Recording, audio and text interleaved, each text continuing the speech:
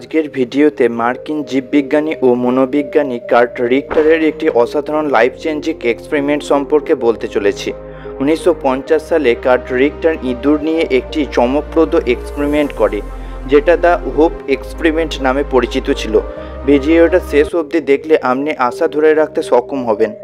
তিনি প্রথমে কিছু ইঁদুরকে একটি বড় জারের মধ্যে পানিতে ছেড়ে দেন, যেখানে তারা সাঁতার কাটতে থাকলো। কিছু সময় পর সেই জারের দিকে লক্ষ্য করে দেখা গেল ইঁদুরগুলি প্রায় 15 মিনিট সাঁতার কাটার পর একে একে হাল ছেড়ে দেয় এবং ডুবে যায়।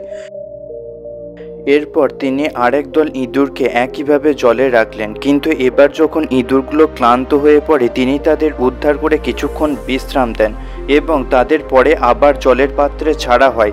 তিনি একটি ঘটনা লক্ষ্য করেন যেটা তাকে রীতিমতো অবাক করেছিল। এবার ইঁদুরগুলি 15 মিনিট নয়, বরং ঘন্টার পর ঘন্টা সাঁতার কাটতে থাকে। কিছু ইঁদুর 60 ঘন্টা অবধি টিকে ছিল, এই আশায় যে কেউ তাদের আবারও সাহায্য করবে। হ্যাঁ, আপনি ঠিক শুনছেন, 60 মিনিট নয়, কিছু ইঁদুর 60 ঘন্টা অবধি বেঁচেছিল, এই আশায় কেউ তাদের সাহায্য করবে।